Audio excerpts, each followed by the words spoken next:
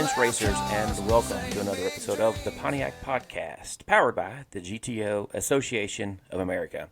As always, I've got my sidekick riding shotgun, Mr. Eric Frazee. How are we doing today, Eric? Good, Kurt. Just, getting ready for this convention. Figured we'd knock one more podcast out before we head to Colorado for a week. We've been on a roll for sure with our guest, and we got another one today. So, most people, when they look at a new gen GTO, they say, hey, that's going to make a great street car or drag car, or I've seen a few people do autocross with them, but our guest today looked at one of those and said, I bet I can drift that. So, without further ado, we have our very first international guest, Canadian drift racer Shane Ganong. Shane, how are you? I'm doing great, man. Enjoying the nice weather up here, finally. And I love your car in the background there. We're going to get to that. But first, why don't you tell our listeners just a little bit about yourself? My name is Shane Ganong. I live in northern Alberta, Canada, a place called Fort McMurray, which most people will know it as oil sands. I'm 45 years old. We're turning 45 this year, and I'm a heavy-duty mechanic. And I just love tinkering with stuff, building off-road trucks. And recently, I just started building drift cars. And that's what I've been doing for the last 3 or 4 years now. It sounds like you've been busy. But what got you into cars in general? My family wasn't much into cars, but I had a lot of influence from some older generations, especially Generation X. And because I was just on the cusp of Gen X, I'm actually, they call me a millennial, but I'm not. I'm right and there with you. I just fell in love with it. But I never had the opportunity much in the East Coast of Canada because not many people had a lot of money, but a few guys had hot rods and there was car shows. I used to go with my older brother and just loved it. And when I moved out in Alberta right after graduation, I partied and worked a lot, but then I started getting into cars once I established my residency, and I haven't looked back. So you've got a GTO we're going to be talking about today. Have you kind of always been a Pontiac guy, or is this kind of new? No, I've always been a Pontiac, especially like the 78, 79 TAs, well, the Firebirds, the Firehawks, and all that. Yeah. I remember back in 2004 when I was up here making great money, just starting to save up a little bit of a pool to look at buying cars. And in the lunchroom was a magazine. And on the table, open up, was a 2004 Pontiac GTO. And I fell right in love with it. And I was like, man, I'm making money. I'm going to buy that. And then it turned out it wasn't available in Canada because it couldn't pass the front end crash test. And so I kind of just put it out of my mind.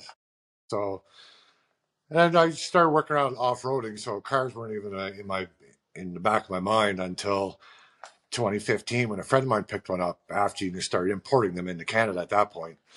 And then that's what re-sparked my interest to get back into them. So Shane, what was your first performance car? The first performance with this car was right after I bought it. We go to these things, we call it the scales, which is a local weigh station that on Sunday is pretty much dead. And so we would go out there, and that was the first time I swung the car. That's bone stock suspension, bone stock steering, but it wasn't more or less an event. It was just more of a gathering of local, it's kind of like cars and coffee, I guess you would best describe it. And that was back in 2016, 2017, shortly after the fire that we had up here in Fort McMurray.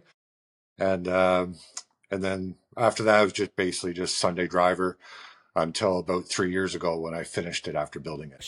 She looks mean now, and hopefully you'll get some video over to us so I can overlay some video of you making runs so our viewers can see that as well. But so drifting is one of those things it's kind of caught on here in the United States here recently. Still not as big as the other types of racing, but what drew you to drifting over other types of auto racing?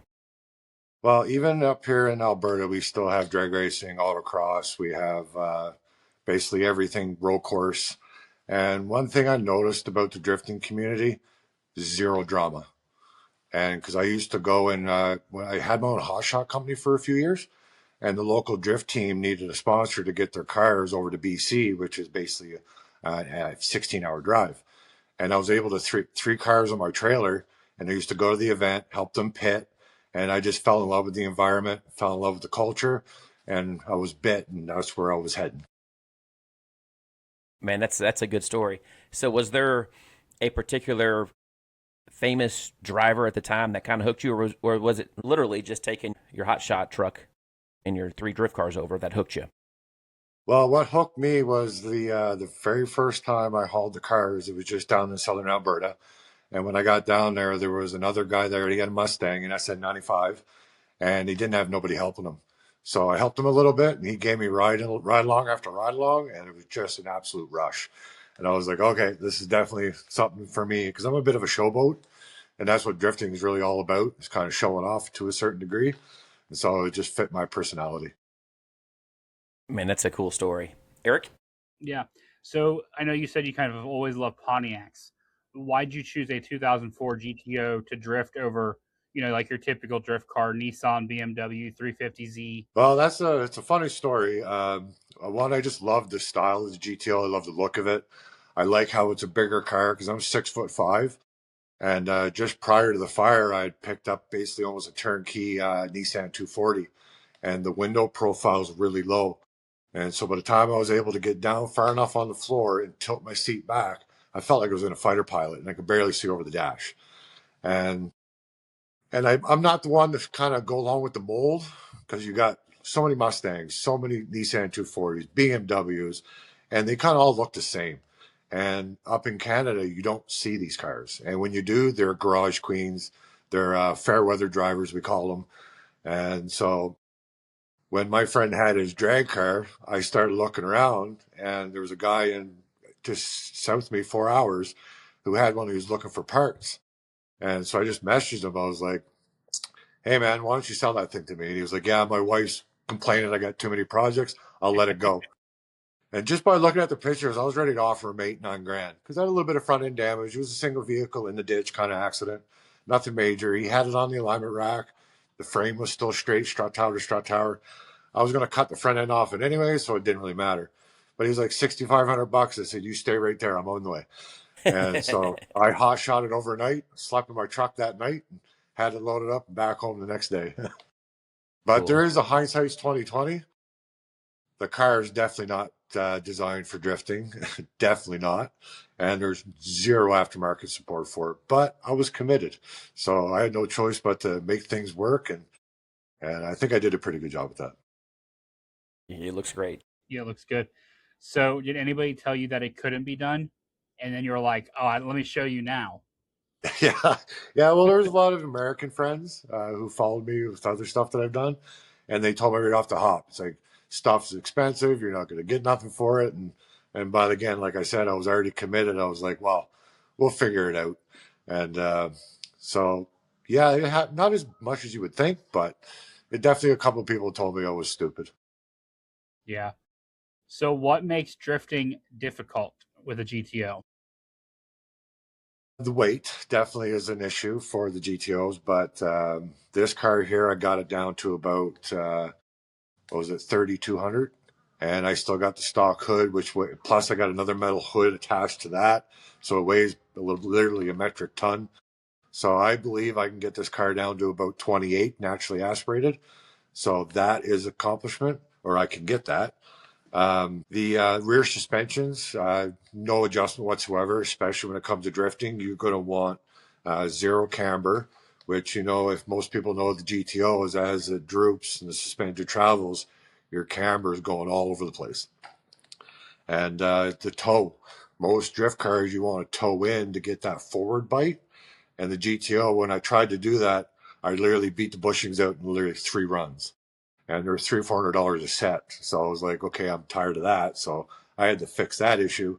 So this year is when I modified the rear end, and it made the car night and day difference. And it's actually manageable, predictable. And so I'm really looking forward to some more competitions to see if I can get a little bit more experience chasing these guys. Because that's the most difficult part, is chasing these lighter, faster cars with something that's literally a land yacht. So what engine and transmission setup are you running? The original car had the 5.7, as most know. And it was tired. It had probably about 200,000 K on it. I'm not sure what that is in miles, but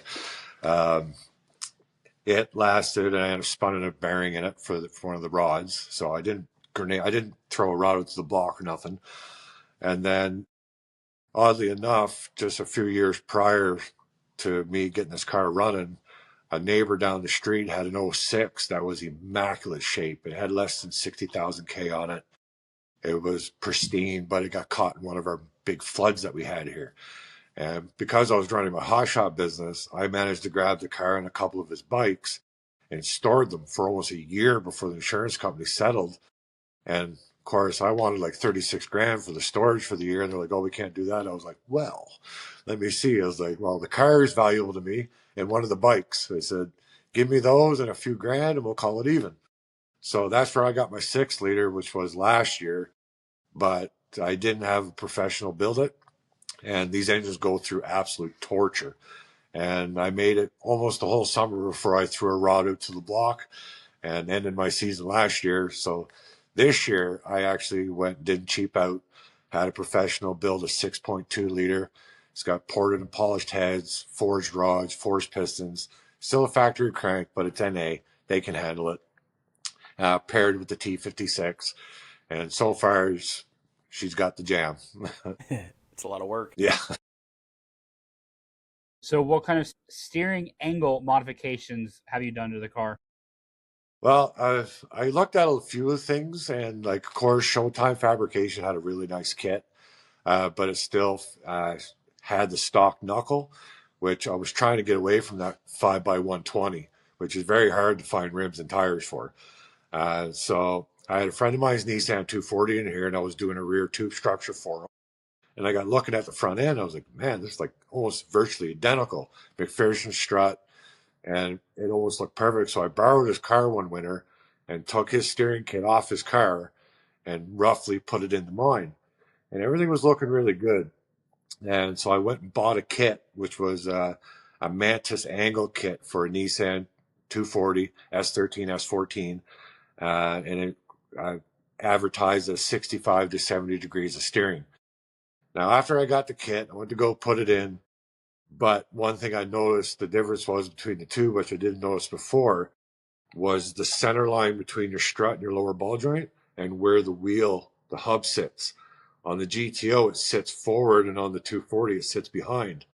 So by the time I got everything in there, the wheel was into the fender wall, into the firewall. So I was like, man.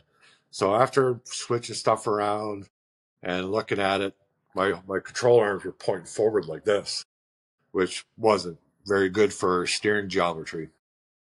So I was going to go into a special series, which they don't allow you to do that kind of stuff. So I reached out to them, told them my issue. I was like, I can get the stock subframe to work, but I'm going to mutilate it so much, it's going to be a point where it's not going to be safe. So I asked them if I could build my own subframe, and they agreed. They just said somebody could contest me if I do win. I was like, well, I don't plan on going that far to pro drift because it's expensive. So I built the kit, straightened the engine up a bit more because the stock GTOs, the engine's like literally sitting sideways in there due to the ABS and all that stuff. So I straightened it up, made everything true, and got this steering kit to work. And it's literally shopping cart steering now, and it's been working really well for me. Yeah. So if someone handed you a stock 2004 GTO today, what are 3 things you change before you would take it drifting? Well, I don't think I'd go so hardcore into the build like I did with this one. First thing you'd want to do is Watts Custom Angle Kits. Is a guy in the States. He's been building them, and they're using stock components, and it's fairly cheap. So you can get some pretty decent angle out of these things. And then I would definitely do my camber boxes in the back to get your camber corrected, and do some camber bushings, which you can buy as well, which helps alleviate those problems. And just do more of a grassroots car, not more of a pro car that I've tried to do with this one. So we've been talking a lot about drifting, and I got a feeling that maybe a lot of our listeners never seen a drifting event or don't really understand what it's about. So can you enlighten us a little bit? What are the judges looking for when you go out there to do a drift event? So in a typical drift event, you'll have a chase and a lead run. So you and one opponent will go against each other. Depending on who qualifies the best, determine who goes first. But eventually, you'll always do a lead run and a chase run. And so you usually have 3 judges. One judge will your proximity to the other driver and your angle, and another guy's looking for style points like how if for any like modulation in your angle, uh, your entry speeds, all that are calculated. Then you got your X factor, which you're scraping the walls or hitting pylons or rubbing your tire up against the other guy's door and putting a black mark down the side. That's what guys expect to see happen, and it's pretty intense because you'll have your outer zones, which you got to get your back wheels in an arch box essentially and keep it there. You'll have touch and goes, but you just got to get close once and you can pull away again. Then you got your front clipping points where you're coming into the inside of the apex of the corner. You got to get really close to that.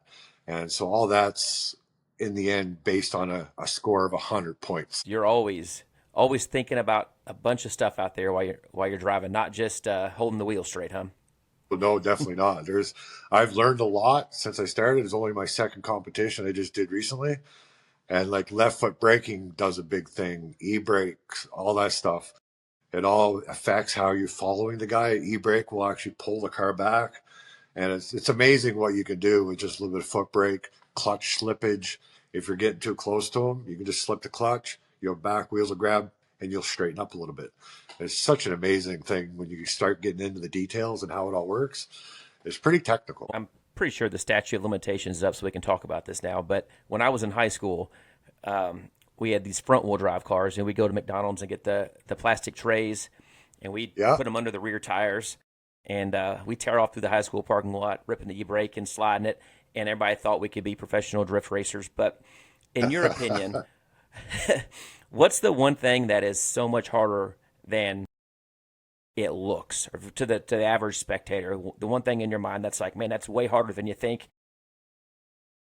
I even said to myself, I was like, I can go do this, no problem. I learned real quick. No, that's not the case. My very first event, come flying out, all full of confidence, overbuilt car, no experience. I damn near put her into the wall because the front wheels gripped up and whipped me straight. But the actual drifting itself, if you got a natural talent for it, it's easy. But when you get to the point where you're chasing somebody, that's a whole different ballgame, especially when you love your car. You're tired of like wrecking stuff because it can happen real quick if you're not careful. So, and that's where I think my problem is right now. I've got so many thousands of hours into the car and it hasn't gotten beat up enough yet to really just let it loose and not worry about it. It's going to happen eventually, but it hasn't happened yet. So when you're the chase guy, when you're chasing a car, what are you thinking about while you're chasing that car? Don't hit them. All right, that's my biggest thing. I like one builder to the next. You know what it's like if you, even with drag racing, you come across, you hit the other guy, you're going to be devastated. Not only for your car, but you know what the other guy's got into it because you've done it yourself. So that's my biggest concern, which I got to get over that. Because most guys, they understand it's going to happen from time to time, but I'm just trying not to rush into it and trying to do some like it's the pro level stuff just quite yet. Yeah. How close do you guys actually get when you're out there? We get to the point where we're touching. Some guys are like your wheel is actually your left wheel, your lead tire is actually stopped because it's jammed up on the guy's door. And that's usually where the X factor comes in, where guys want to see that. But normally you're anywhere from 2 to 5 feet. Now, if you get too far away, you're considered failure to follow. So that can cause you to lose your round if you're too far back. So, question kind of on that. Do you prefer to be the lead car or the chase car? Right now, I'm most comfortable being the lead guy because then I just got to focus on my run. I don't got to worry about anybody else. And then just hopefully he doesn't hit me. That's right now, that's where I'm at. So I believe I'm going to be the chase. I'm going to love chasing once I get more familiar with the controls of the car and what each one does. So essentially right now, I'm just trying to get more seat time, which will allow me to figure that all out. I think it's amazing that you say that sometimes your left front wheel is up against a door to where it even stops moving. Like as the lead car, then I would think that would just totally affect and throw off your geometry of how you're driving that car, because there has to be some weight applied, laterally to you when that happens.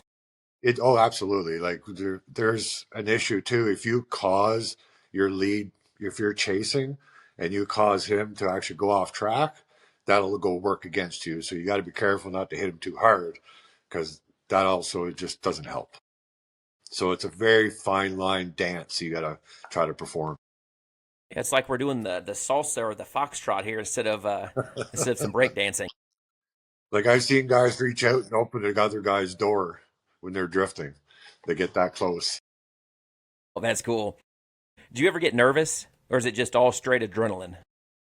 Uh, at first, like, because just for example, like last summer, blew the engine, never really got a chance to run the car that much.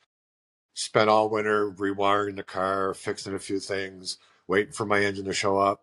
And of course, the engine showed up, and there was a lot of bugs, delays. So the night before the event, I'm data logging my car, making sure it don't blow up the next day with very little runtime on it, and then just going there and just hammering on it and going for it. So at first, yeah, I'm shaking in my boots, but as soon as you get there, as soon as you pull that e-brake, it all goes away. And then the adrenaline kicks in, and then it's just, okay, this is where I remember. What is your favorite modification you've done to the car? My favorite is what is most unique that I've never seen in any other drift car is where I've mounted my e-brake. Because like I see most guys when I'm watching inbound videos, depending on where they have it, you can see them fumble sometimes and like hit the manual stick before they grab the e-brake. So I wanted to eliminate that. So I actually, when I did my cross tube, I actually mounted because I run an inline system, not a dual caliper system. So it just goes from my booster to a proportioning valve, which I turned down, then to my master for the back brakes. And then I just have my handle sticking out of the dash because I got no HVAC system. I got no radio. I got nothing. It's just basically the shell. So I got room to work. And it's caused a lot of people to question it. Now, it took me 3 different alterations to get it to work because you got that mechanical advantage. The first time, it was too stiff. Second time, it was way too much of a throw. Third time, I nailed it. Yeah. What is the biggest headache with having the build? The biggest headache is your alignment, especially with the rear end. Before I made my modifications to the rear end, it was constantly always moving and constantly causing issues and feeling that little sponginess. And then the steering, if you didn't stay up on it, things were coming loose all the time and then cause damage. So it's a constant maintenance thing. You always got to be bolt check, bolt check, bolt check. Like I got marks on every nut and bolt so I can just quickly look under and have a look, right? Yeah, that's the biggest problem I'm dealing with. Not so much yet this year, but it was a big issue. So you talked about how you had some motor issues last year. Is that your most expensive mistake, or have you made a bigger, more expensive mistake than that? No, that was by far the most expensive one. It cost me about 16 grand Canadian. And that's with my builder sponsoring me a cam and a little bit of labor, stuff like that. He's just getting into the drifting world when it comes to engines. So he's just as much invested as I am because he wants to get his name out there a bit more. And so he had a spare engine just in case after I got this one running in case, God forbid, anything happened because I'm heavily sponsored and he's seen how much support I had. He wanted to make sure I was going to be there and out running. But so far, knock on wood, no issues. I know you said naturally aspirated. What kind of horsepower numbers do you have this year? My builder seems to think, depending on drivetrain and stuff like that, he's guessing between 430 and 450 to the wheel. The 6-liter did amazing, and this one here seems to even do better. How often are you replacing tires on a drift car? So on a normal event, usually if you're running the competition tires, you'll get about 3 to 4 runs out of them. And you can do anywhere from 8 to 15 to 20 runs in a weekend. So you're going through about 5 to 8 sets in a weekend if you're doing really good. Obviously, the more horsepower, the quicker you're going to burn through them. I run some real cheap tires when I go do drift events, like open drift. And when I'm taking my sponsors for a ride, I got like 500 treadwear Linglong tires that I even got water sprayers on to keep them cool so they can last a little longer because that's the most expensive part of the drifting besides building the car itself. What kind of maintenance do you have to run on that? Like after every event, is there I know there was a checklist, but how extensive is that checklist? Well, for me, I'm usually a bit of an overkill guy. Um, every 2 events, I'm changing my diff oil, trans oil. every event I'm changing my engine oil and cutting the filter open, checking everything, pulling valve covers off, checking the rockers, bolt checks, taking the wheels off, inspecting the rims, making sure they're not cracked. Because you go off track every once in a while into the grass or the dirt. And so just making sure drive shaft, universals, because you blow one of them, it's a racket. Shane, we've got a special segment here at the Pontiac Podcast called the Judge's Chamber. And you have now been summoned into the Judge's Chamber. All right. So these are quick questions and then very quick responses from you, just to help our listeners get to know you a little bit better. So, questions this week. Shane, burnouts or donuts? I would say donuts. Good choice. Turbos or superchargers? Turbos. A road course or drift course? Drift course all the way. All the way. What's your favorite racetrack? Well, the ones that we run at, they're in Alberta, in just outside Edmonton, a place called Stratotech, and it was mainly like a street bike go-kart course. So the track's not super wide, so they shut it down for a few years, but they just reopened it, and it is a super fun track. There's like 5 different variations of the track they can lay out because just with intersections and stuff. So that's usually where we go every year for one of our bout series. And then they have a big drift weekend, which is called Strato Bash, which is 3 days of 8-hour days of drifting. And it's super fun. What a cool name, too. Yeah.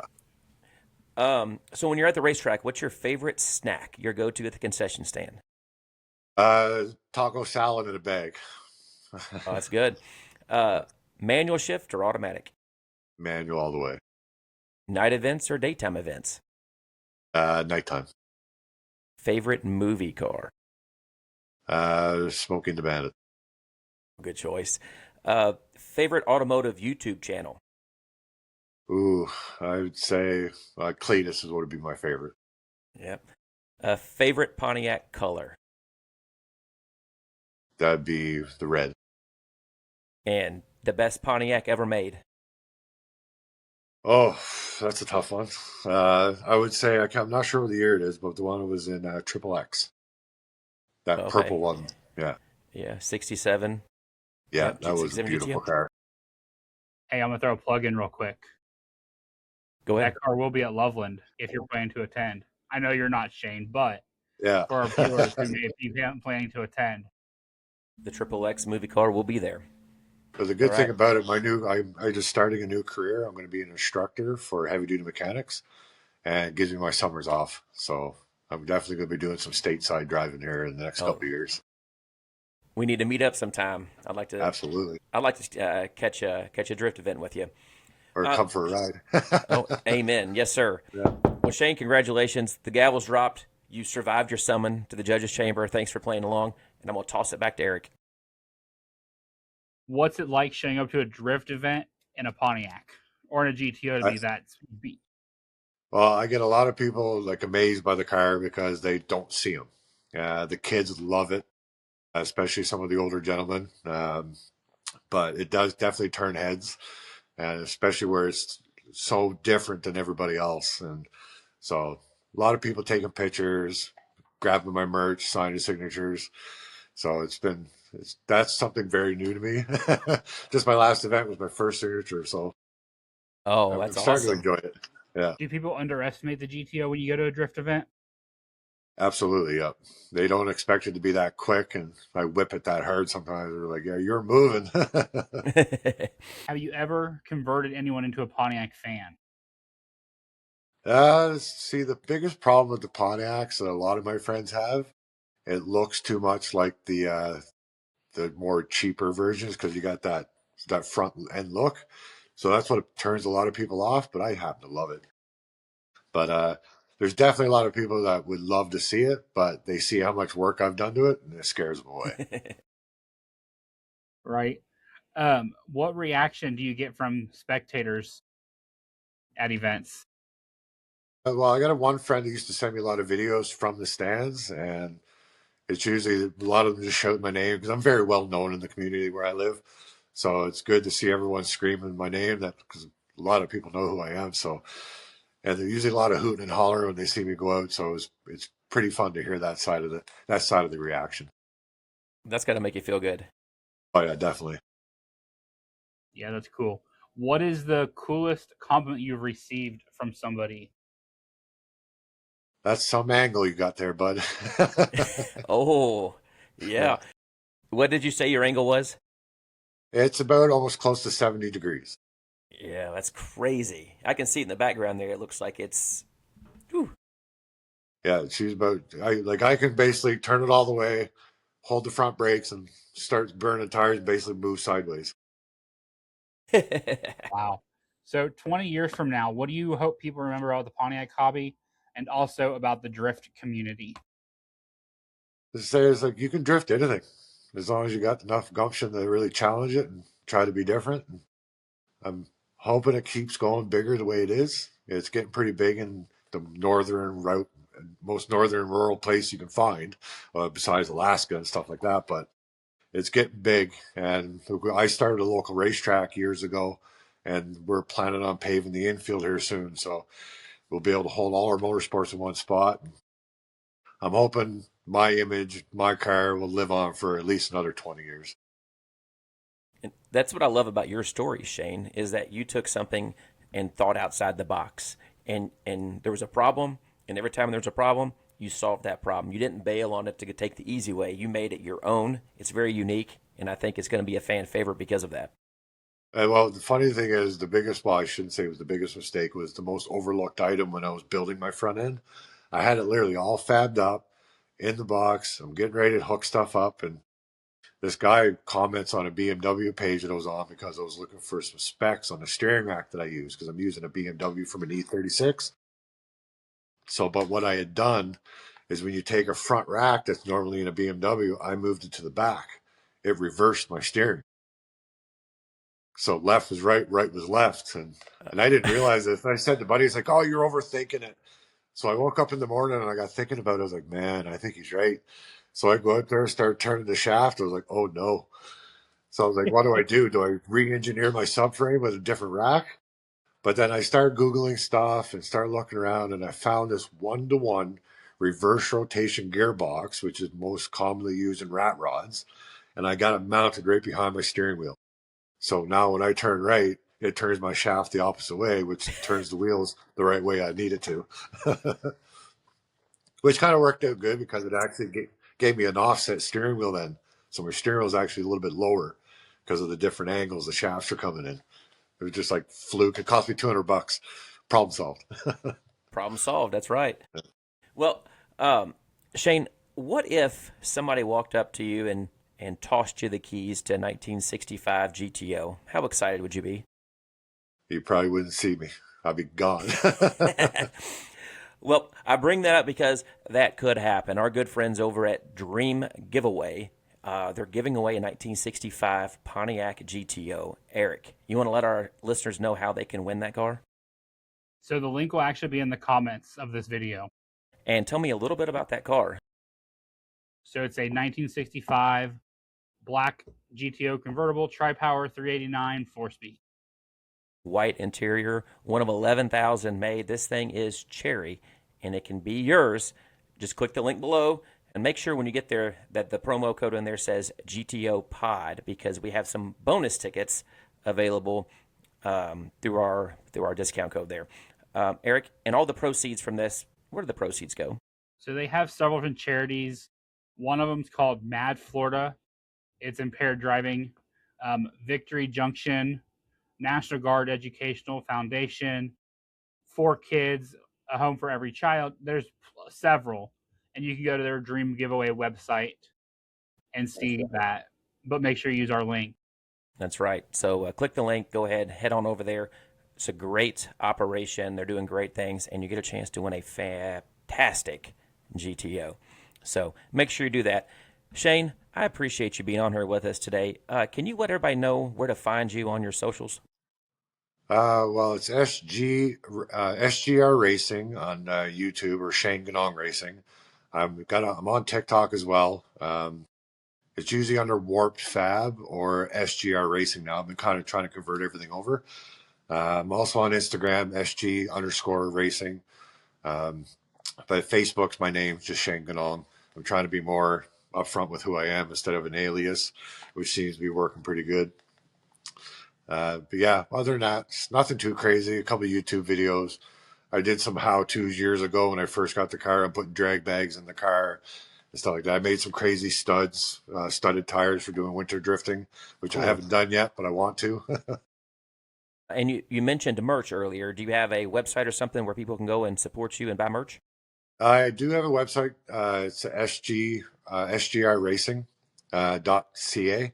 It's not published yet. I'm still kind of building it, but that's where you'll find my merch as well. I just started doing the merch thing, so it's not really a big thing yet, but eventually you'll see it on there and the website open. Just trying to work out a little bit of bugs with it. Is that one of your shirts you have on right there? Yeah, so this is that's the front.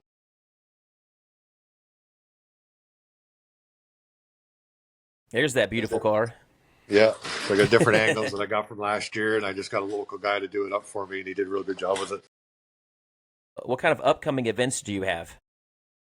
So right now on July 17th, we have a show called Wings and Wheels. It's a charity drive that they do at the local airport. So they set up all the airplanes. We bring out all the cars. They do poker runs, stuff like that. And then the very next day on the 18th, we have a thing called the Scales, where we used to do it at the weigh station. We do it now. It's all legit, insured, controlled environment downtown in our main city, which we call it the Scales, ironically, but it's not. And so that's basically an open drift, autocross, burnout competition, more relaxed event. And then at the end of August, we have Southern Bout, which is the sister event to our Northern Bout, which is like a $10,000 payout. Nice. And I know racing's expensive. So do you have any sponsors you'd like to give a shout out to? Ooh, yeah, lots. So I've been very fortunate. So we got Chrome Hydraulics, we got NC Transport and Equipment, we got McMurray Landscaping, we got Parker Drainage, we got Mac Tools, Molec Lubricant. Let's see here, Commas Print Shop. We got Bishop's Towing, Crimson Automotive. It's insane. Sturge Family Corporation. When Hardchrome got on board and sponsored me the year before last, when I was basically going to throw in the towel until I saved up the money for a new engine, once he jumped on board, it was just a domino effect. And the support I've been given is absolutely crazy. Very fortunate. If not, I wouldn't be doing it. That's fantastic. All right, so we're going to play a little role play game here, Shane. So Eric is thinking about getting his first drift car, and he's never attempted it before. What's the single best piece of advice you can give him before he goes out to the track for the first time? Well, first of all, don't go crazy. Get yourself an entry-level car until you know you like doing it, because there's a chance you may not. And just go out, pace yourself.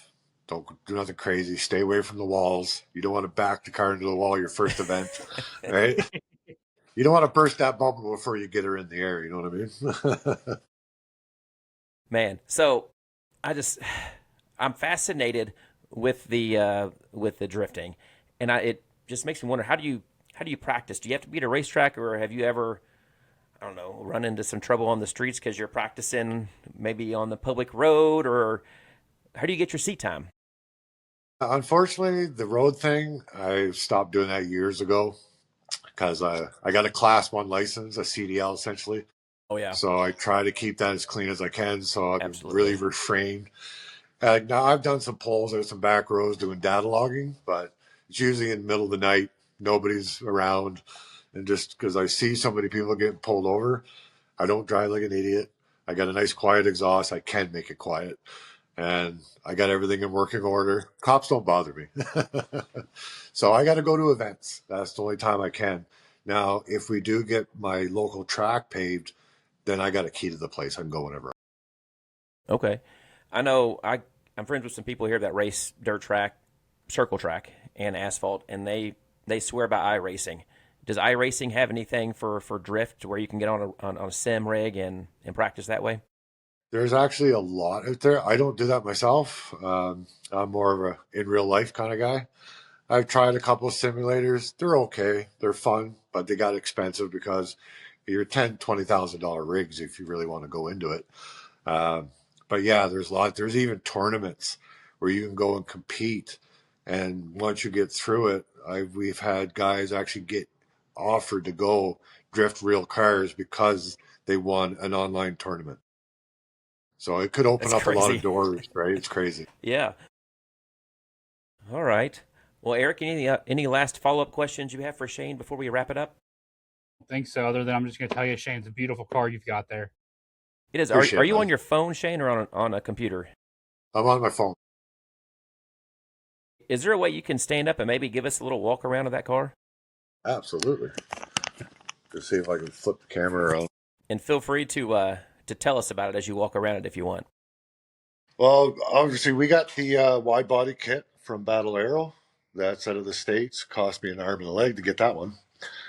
This hood, right here, right along that trim line, that is actually the front top of an aftermarket hood from was it a Chevy Tahoe? It was an aftermarket hood. So I just trimmed it and fit it right down on the factory hood, and eventually I'm going to duplicate that into fiberglass. Uh, Obviously, the wheels come out of Square USA. That was the only company that had the offset that I needed. That wasn't going to cost me $800 a rim. Here, I'll be able to show you here. Look at that steering angle. Yeah, so it's all caged. So here, you can see here. So that's that one-to-one reverse rotation gearbox I was telling you about. And that wheel just comes off. It's hard to know where I'm looking at. And there's my e-brake there, all mounted into the dash.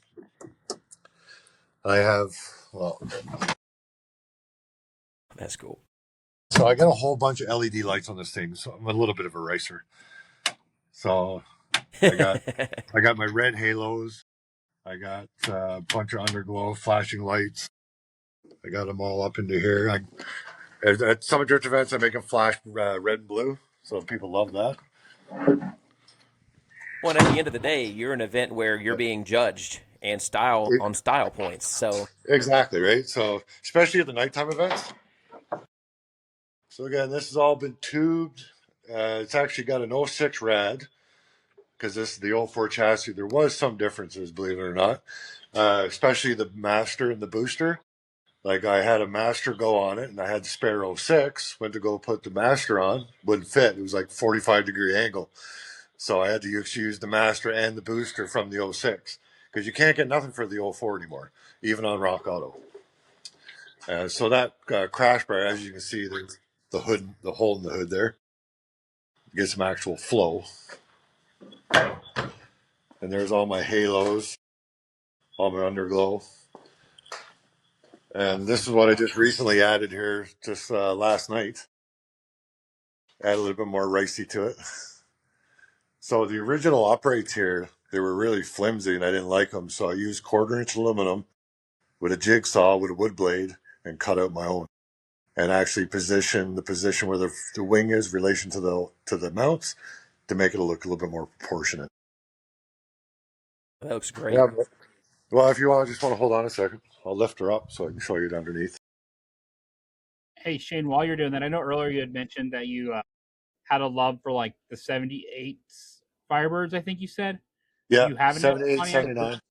Is this your only Pontiac you have? This is my only Pontiac. Because most of the time I was always into off-roading.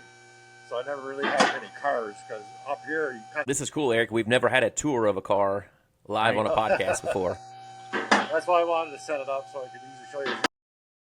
Yeah. Yeah, that's awesome. Love having a hoist. One that works, right, Eric? Because mine is unoperational right now. Yeah. So I'm actually running CTSV brakes in the front, 350Z brakes, or the rotor, 350Z hub. It's got the Nissan 240 knuckles. Let's see here. So that's the BMW steering rack, which is the reason why I used it, because most cars, when you look at the steering rack, the lines on the steering rack point towards the sump. So I couldn't get my rack far enough ahead to be able to not have basically over binding on my steering rod. So to move it so far ahead is barely touching. So that's why I'd like basically re-engineer the whole thing, which worked out really well. And then, so back here, I don't know if you can see it. So that's a Heim joint.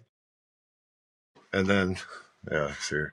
So both of the swing arm is all converted to Heim joints, which took me literally all day to align it, because every time you need to make a turn, you got to pull the subframe down. But other than that, it worked out really good. And that's not the whole angle. Another thing is just as clean underneath as it is on top. You did a great job on that. Yeah, I still got to finish doing some undercoating because I did the whole front end. But my plan for maybe this winter, if everything goes well with sponsorships and timing, is I actually want to convert the whole rear end to a Nissan or a BMW E3646, because the control arm is actually separate from the subframe. So you can actually have way more adjustment. Parts are easily available, because that's why I had to get rid of these Heim joints, because the parts are getting harder to find. And the ones I found on Rock Auto apparently is the same as a body mount to some other car.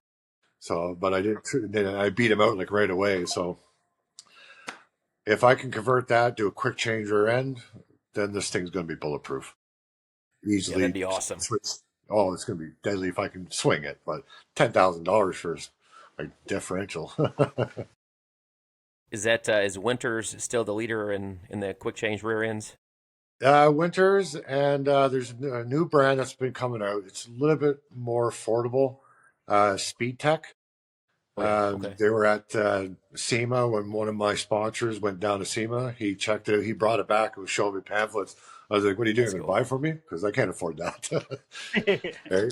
Just keep dropping hints. You never know. Yeah. Keep dropping hints. Like, well, that'd be a lot of sponsorships. I said, "Man, that'd be like 5 years worth of sponsorship then." It's like, well, Shane, we look forward to your season. We want to see good highlights, and after you get back in halfway through the season, end of season, if you want to jump back on and do a recap of how your season went, we'd love to have you back. It's been fantastic, and we hope you had a good time. Yeah, absolutely, man. I'd love to come back on. I'd like to get my car in one of your magazines too. I know a guy who can make that happen.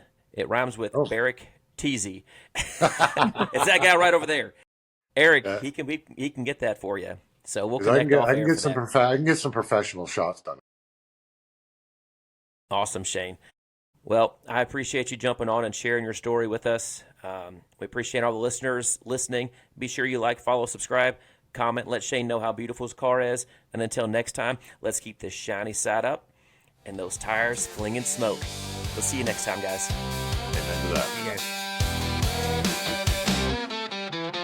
Garage door shuts, engines rest. Next episode, man, it'll be the best.